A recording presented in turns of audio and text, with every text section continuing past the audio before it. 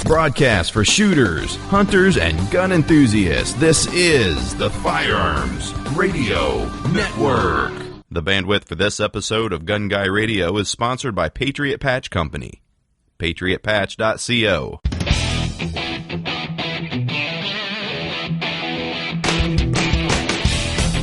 Welcome to episode 209 of Gun Guy Radio. This is a podcast that shines a positive light on the firearms lifestyle. I'm your host, Jake Challand, and this is your weekly dose of positive firearms talk without the politics. Well, welcome to the program.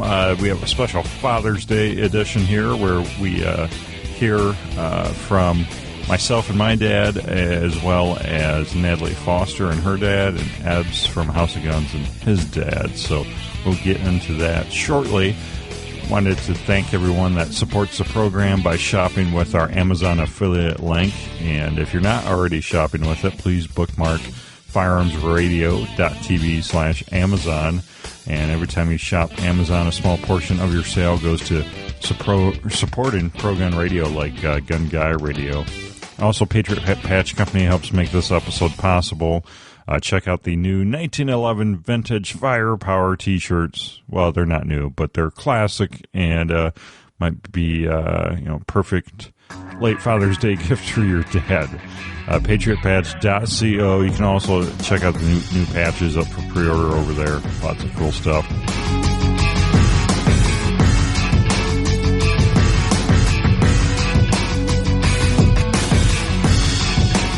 Main topic this week, Father's Day. Yes, Father's Day is here, or maybe you're listening to this slightly after, and this is the first time, I think it's the first time I've done a Father's Day special on Gun Guy Radio. So we have three little segments here. The first one from Natalie Foster from Girl's Guide to Guns and Love at First Shots, and her dad, Duncan. And then the second one will be Ebbs from House of Guns and House of Arms, and he's with his dad, Marty, and then myself and my dad, John. So we'll get right into these, and I'm really pleased how they turned out. Good stuff.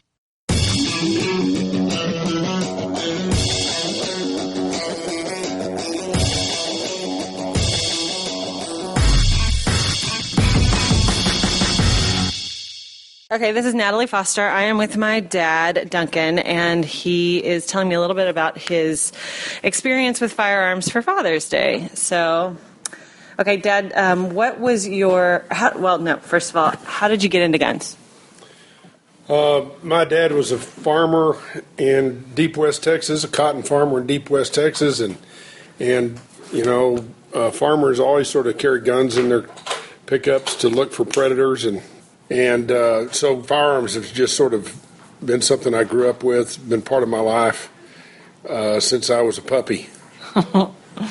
Yeah, okay. And that, of course, reflected in our family, too, because they were always around for us. Okay, so tell me about an outdoor adventure that you experienced and think back to often. Well, I've had the privilege of big game hunting in Africa, and I have been fortunate enough to be able to shoot the big five dangerous game of Africa. And I guess my memory that I think back on often is when I shot an elephant, and the elephant almost killed me after I killed him because I shot him and he was on a hill. You know, people think about elephants being walking along in the savannah on flat terrain, but indeed this elephant was on pretty hilly terrain, and the elephant was about 30 feet above me, and I did a brain shot on the elephant, and the elephant, typical brain shot, the back end always drops first and then the front end drops, so I knew I had a good brain shot, but I was directly below him, and he started rolling downhill toward me. And needless to say, it was like a pickup truck or even bigger 18-wheeler rolling downhill. You know? It reminds me of that scene in Indiana Jones where he's running from the boulder. Yeah, that's a good good analogy. And anyway, it was I have read about over my years of reading hunting stories about people having the taste of fear in military combat situations or maybe hunting situations when they were literally their life was in danger. And I remember distinctly after I was able to get out of the way of the elephant that I could actually taste. My mouth was dry and it tasted like ammonia. So I guess that's the definition of a taste of fear. But I think about that not uncommonly. It was a big deal. I fortunate to have his ivory hanging in my trophy room. I've never heard that story. That's a really good story. Wow. Okay. Do you remember taking me shooting for the first time, and what was that like for you?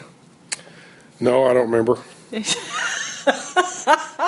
Well, I do, and we went out to Rustic Range, and you laid out a buffet of guns for me to shoot, and I knew nothing about it, and I was terrible, but I had a really good time. Do you remember that? Well, I guess I do now, but, you know, I mean, it seems to me that you were always around guns, and you often went with us, and so I didn't remember a specific time. Well, that was the first time we really, made a point to go and shoot.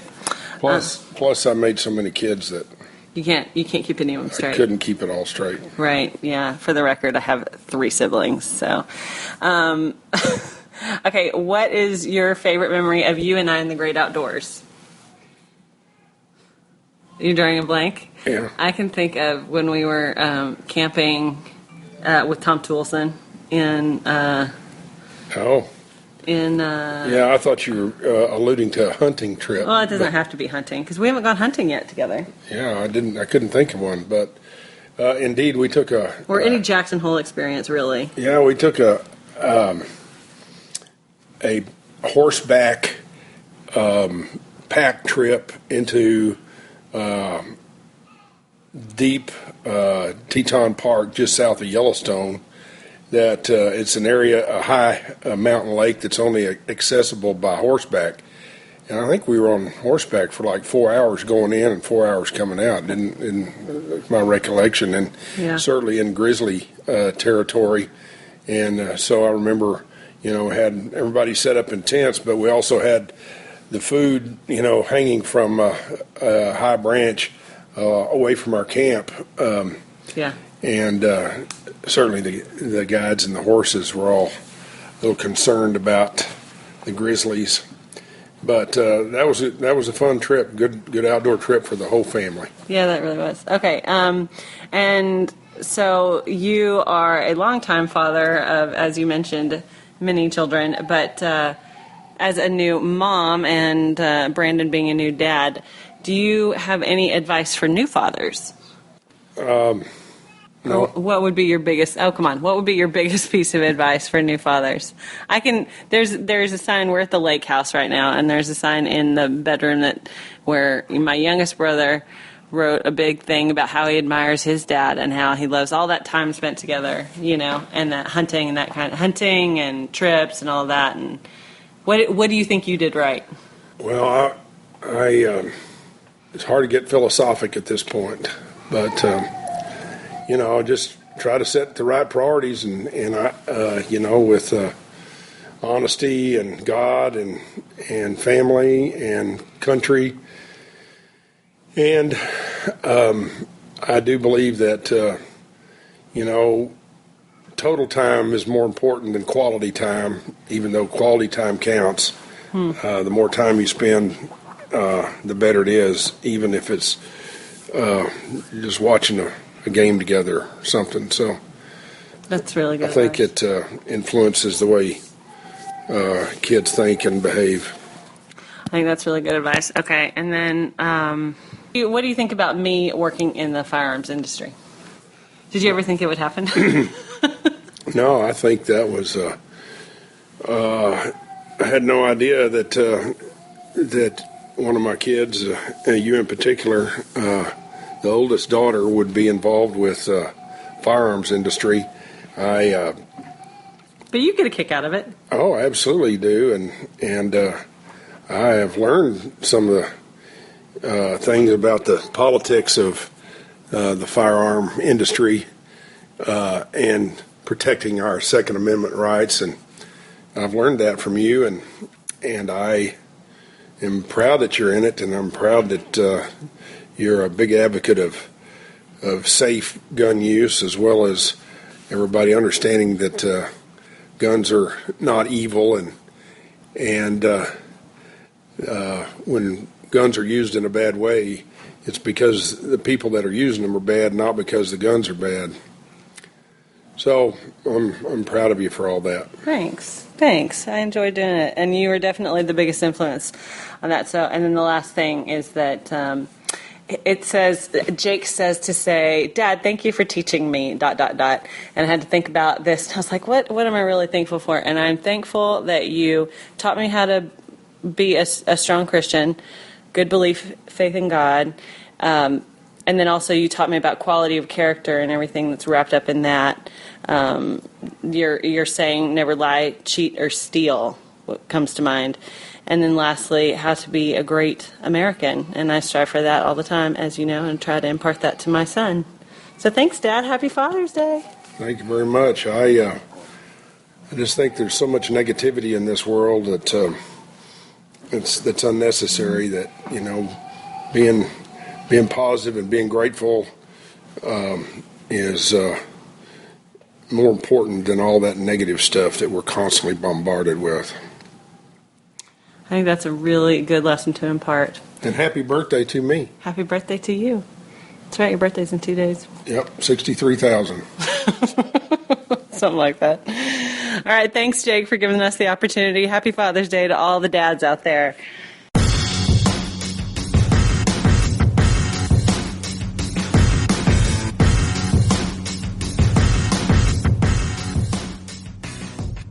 Testing.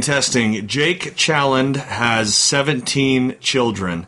Hello, folks. This is Ebbs with House of Guns, and I'm joined with my dad, Marty, from houseofarms.com, and we are going over some special stuff as a Father's Day edition for Gun Guy Radio. So we're going to jump right into the questions. Dad, how did you get into guns? Well, the desire to get into guns started early. Hearing my dad talking about growing up on a farm and going hunting and quail hunting and deer hunting as a teenager, those were all exciting stories, as well as farming and things like that too. We grew up in the city, suburbs actually, of St. Louis, Missouri, and there weren't places to hunt around that were close, so I didn't get to do that much growing up. But in my mid-20s, my wife and I decided to move our family to a rural area about an hour west of St. Louis, gave us a little bit of land, and ironically enough, I got my dad to come out and start shooting and hunting, deer hunting with me. Now, Eric would have been pretty young then, but then we met this guy at church named Dennis, and to us, he was Daniel Boone. Not a thing he couldn't do. He taught us all kinds of stuff: how to reload, how to shoot black powder, how to debone a deer. I mean, that's the kind of life that we wanted and aspired to do, and that got Eric and I into it. And then later on, Eric got his first Thompson Center, and I followed pretty quickly after that, after giving him a hard time for spending him that much money. And then ironically, here I am in the gun business. So it took a long time to cultivate that desire, but definitely well worth it. Would you say for us early on, getting into guns had a lot to do with hunting? Like there was, for us early, it wasn't just guns for the sake of guns. We had to felt like we needed to have a purpose to it. Exactly that, and not only did we have to have a purpose, to put meat on the table and that sort of thing, but gun purchases had to have a purpose. And I mean, we even went as far as trying to pick out one caliber that you could use for everything. okay? And on the centerfire side, that was a 300 Win Mag. You could take down anything in North America with it. You could also load it down to 110 grain bullets and shoot at small things if you felt the need to do that. And burn up the barrel in the process. Yeah, and so, we didn't have much of a gun budget in those days, so what you got had to have some use to it. And muzzle loading was a big part of that, too. I remember going over to Dennis's and trick shooting at 50 yards, putting up a round 6-inch sheet metal disc on a tree, and just a scrub oak thing, and then trying to hit the nail head that it was attached to, seeing how close we could get open sights at 50 yards with a black powder round and a round ball. We could drive nails with it too. We could drive nails with it. Once we figure out how we had the loads perfected, and that was just with the lead round balls too. Right. What were those? 350 grain? Do you remember how heavy those were? I think 350 grain sounds right, but they were just a round lead ball, just a Hornady 50 caliber. Yeah. What in that the shooting with the muzzleloaders might classify as an adventure, but can you think of an outdoor adventure that you experienced and think back to often, or maybe a story that you enjoy telling? Yeah, in 2006, and this is one of those bucket list items that you think about and talk about for a long time. Well, we finally had to set a date, and that date ended up being 2006. 4 of us left Missouri and headed to Colorado. We had an outfitter, and so that would have been Eric and I, my son-in-law James, and a good friend Ralph, and we came out and not knowing what to expect on an elk hunt. And so that adventure ended up with 2 elk, Eric's elk and my elk being down in a canyon. It was about a 2-mile hike downhill to get into the canyon, and then about 2 miles back out at elevation, probably going 9,000 feet, something like that. And there were 4 of us, and four guys with packs could carry out an elk. Well, I was just a few weeks from turning 50 years old, and here I am with these young guys. The guide was a good 10 years younger than me and in great shape out of the Marine Corps, and Eric and then the other guy, Jeff. And we made 2 trips in that day to carry out 2 elk. 4 packs could carry out 1 elk, and whoever's elk had got the privilege of carrying the rack on the back, strapped to the back of the pack of meat. And we made 2 trips, and that's some of I've done some hard work in my days. That's some of the hardest work I've ever done in my time, and I remember lagging back behind those younger guys, but climbing out of those scrub brush oaks that last time, and Eric being on the video camera and saying, just about to turn 50, and we're still packing elk out of the woods. I think about that hard work, but yet fun times. It was.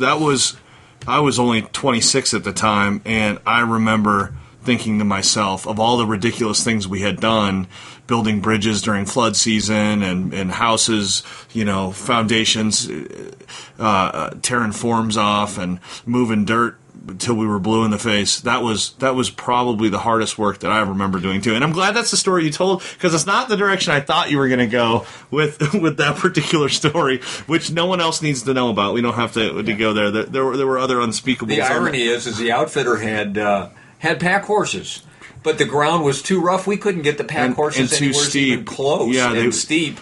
And then the first half hour out of that canyon was on all fours. Well, and it was the road in too. If you remember, they couldn't get the trailer in within several miles of the trailhead. Yeah. The goat trail, whatever you want to call it, that we use. Okay, what is maybe this rolls in with the last one too? But if it's just you and me, what's your favorite memory of you and I together in the outdoors? And there's hundreds to choose from, I think. Well, this one would be archery, and this would be Eric's first deer with a bow. And he was, to put it kindly, he was kind of slight of frame. Didn't look near then like he looks now.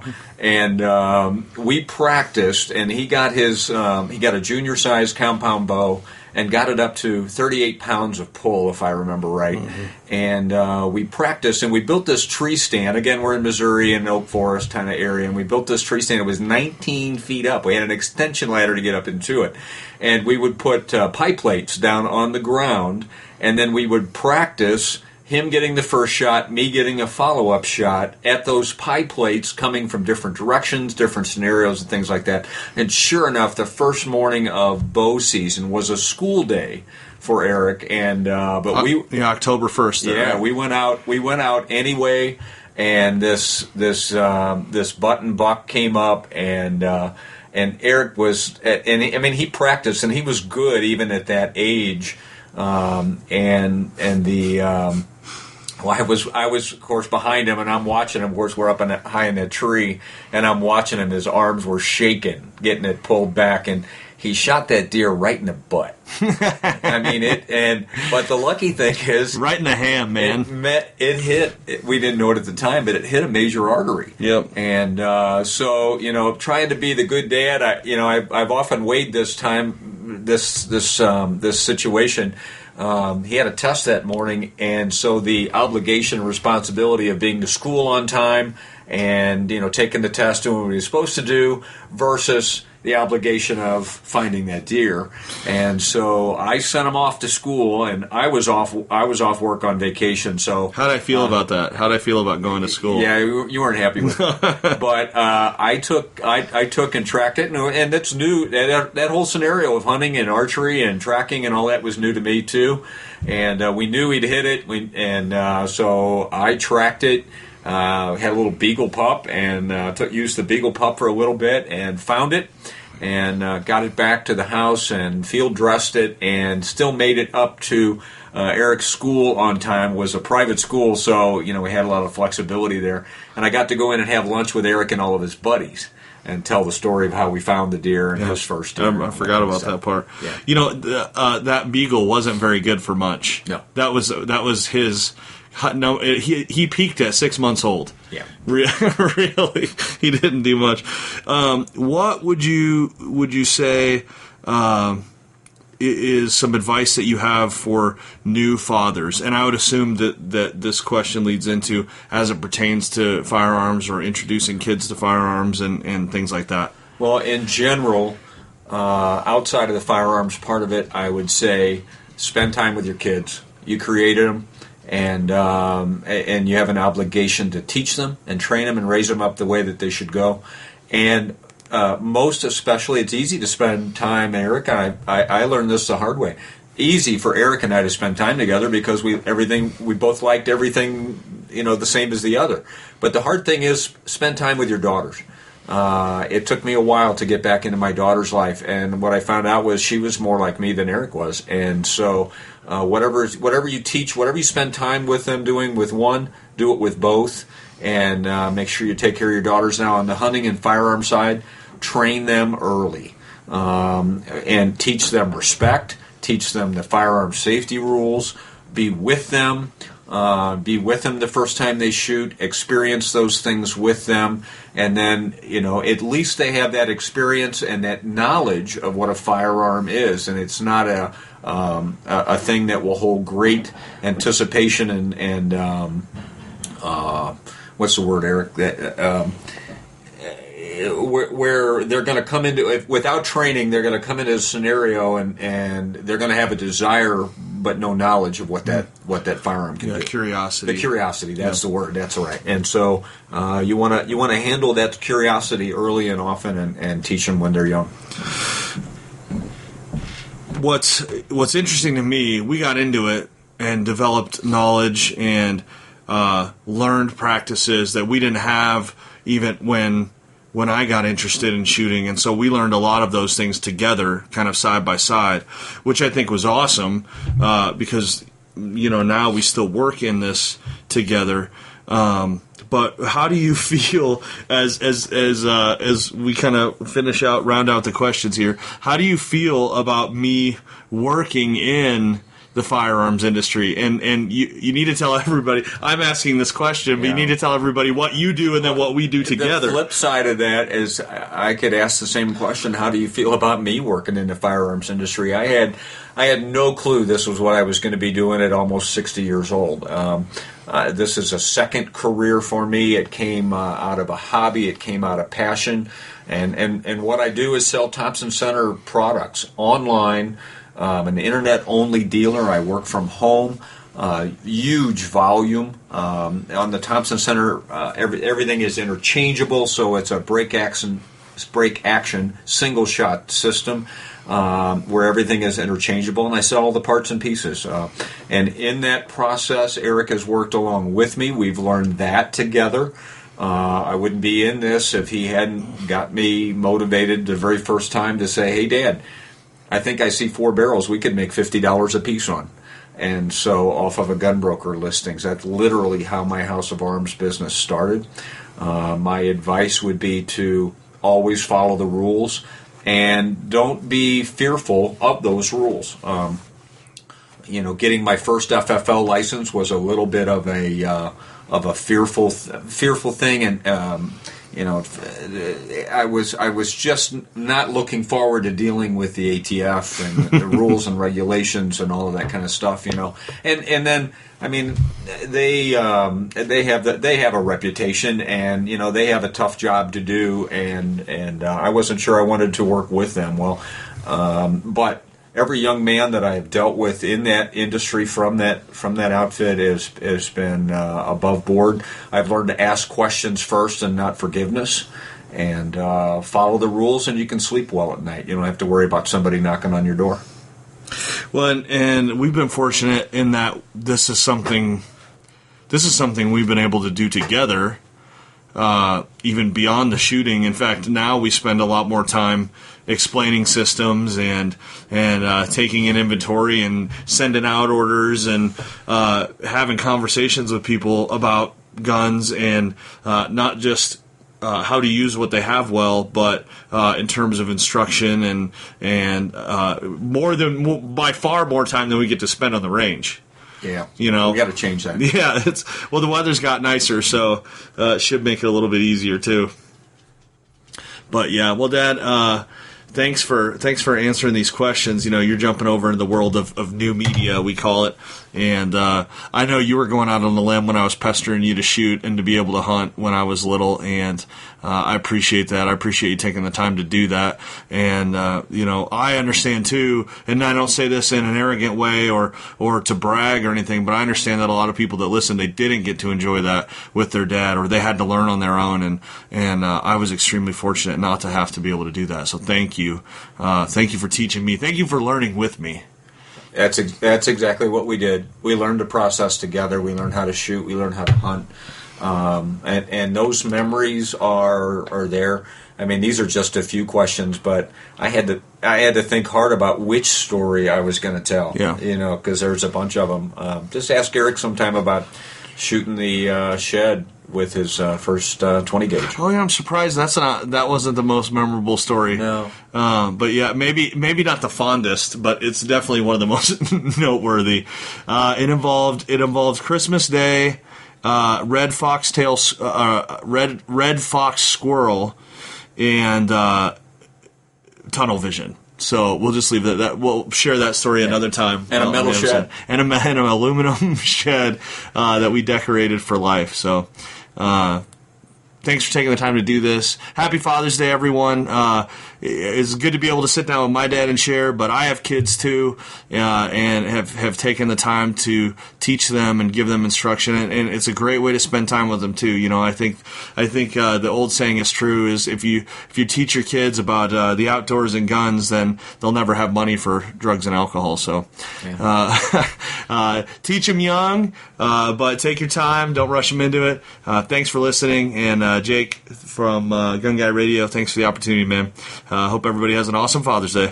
Thanks, Jake. Ladies and gentlemen, it is 7-inning stretch time. We invite you to join in singing "Take Me Out to the Ball Game." Patches, get your patches here. Patriot Patch Company has all your favorite flavors. Tactical, Western, sci-fi, pop culture, hot and ready. Don't forget to wash it down with a Pro Gun Custom Screen Printed T-shirt. Available in sizes medium to 5XL. They're great for any occasion. Patches, get your patches at patriotpatch.co.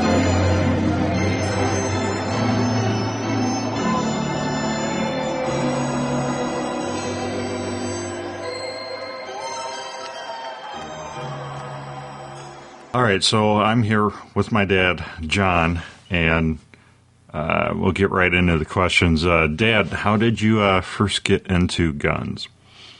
Well, I think what interested me the most was when I was pretty young that my father and uncles, I lived on a small farm, and they'd go pheasant hunting, and they'd take me and some of the cousins out there with them, and we'd kind of act like the dogs. We'd be in between the hunters, in between each hunter, so we could spread out further and chase up the pheasants and stuff. And so that was the beginning.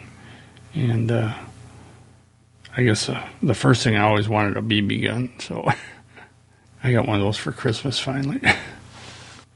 Why don't you tell me a little bit more about when you were a kid, growing up, going out hunting and stuff, what that was like?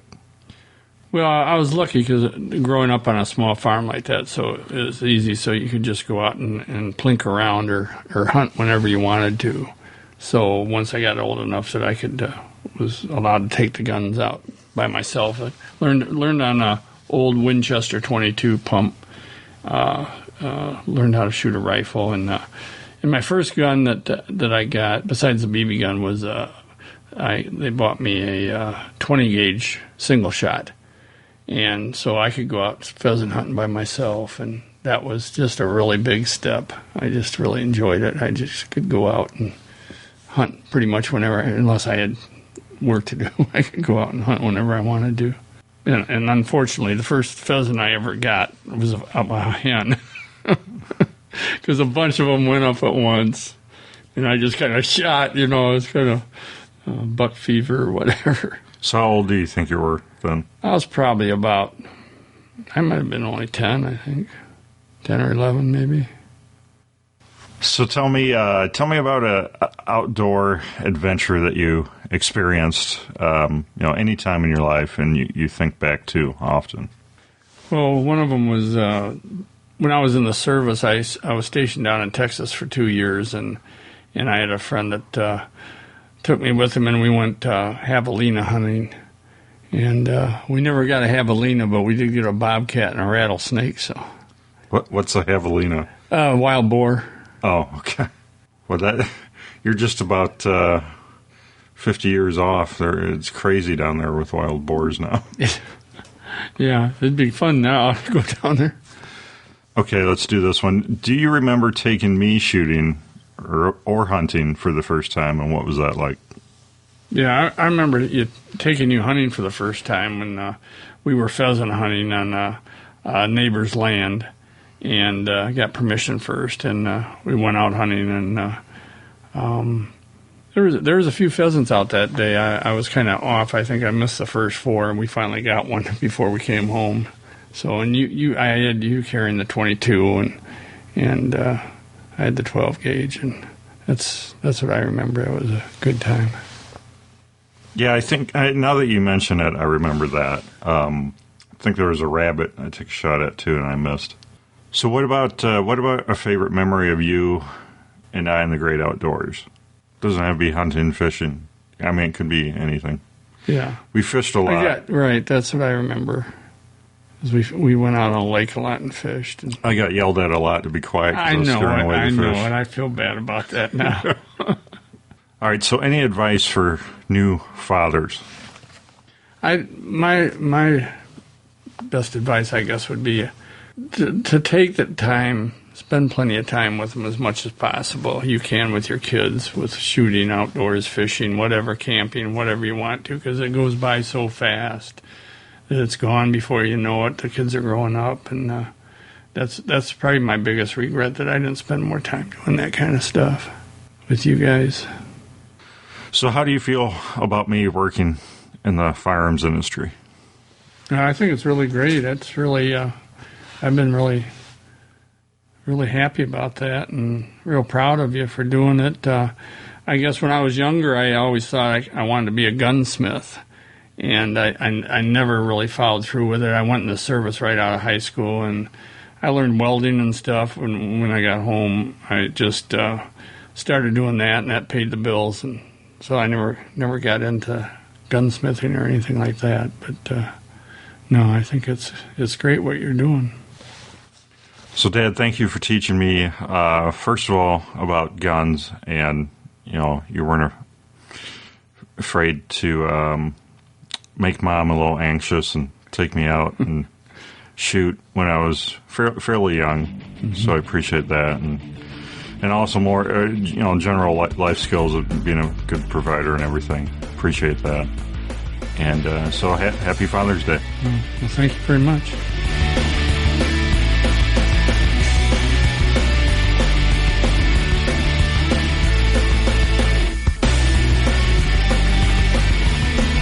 All right, what an awesome episode. Hope you had some time, or have some time to spend with your dad this Father's Day, or with your kids if you're a dad.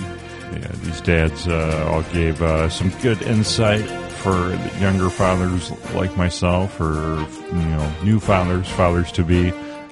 So next week, kind of along the same lines, we're talking about teaching kids to shoot. So that should be an awesome episode. So tune in next week. And I'd like to thank everyone for supporting us on Patreon, patreon.com/gun. If you could please go on over to patreon.com/gun and consider pledging your support to Gun Guy Radio. You can pledge for as little as $1 an episode, and it'll keep free pro-gun radio coming at you for as little as $1 an episode. We also have larger, settings as well, as far as, you can get a free shirt or a free patch if you pledge at the $5 level, $8 level to, get a supply drop box, once, every three months or so. $10 level is Patch of the Month Club, $12 level is T-shirt of the Month Club, and $15 level, you get a big, ammo dump box, which will have all kinds of goodies in it. So check that out. patreon.com/gun, patreon.com/gun. Again, Patriot Patch makes this episode possible. Please head on over to patriotpatch.co. Check out all the t-shirts over there. Lots of awesome pro Second Amendment t-shirts at patriotpatch.co. That's a wrap, and remember to subscribe using iTunes so that you never miss a show, and leave us a review, and please consider joining the NRA and Second Amendment Foundation. And don't forget to check out all the other awesome shows here on the Firearms Radio Network, and also please shop with that Amazon affiliate link every time you're shopping Amazon, firearmsradio.tv/Amazon. That's a wrap, and we'll see you next week.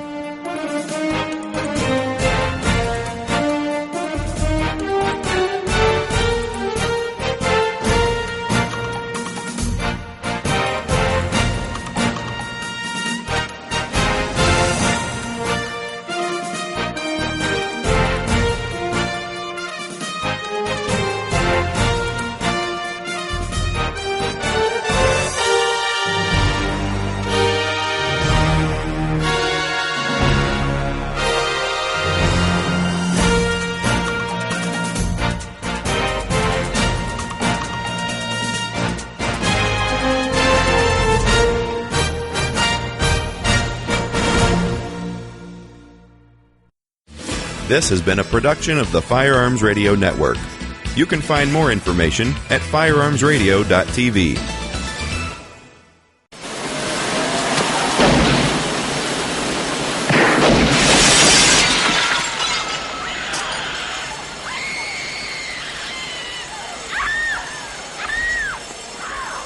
I know what you're thinking. You're thinking, did he fire 6 shots or only 5? Now, to tell you the truth, I kind of forgot in all this excitement. But being this is the Guns of Hollywood podcast on the most popular pro-gun podcast network in the world and will blow your eardrums clean out, you've got to ask yourself a question. Have you subscribed yet? Well, have you, punk?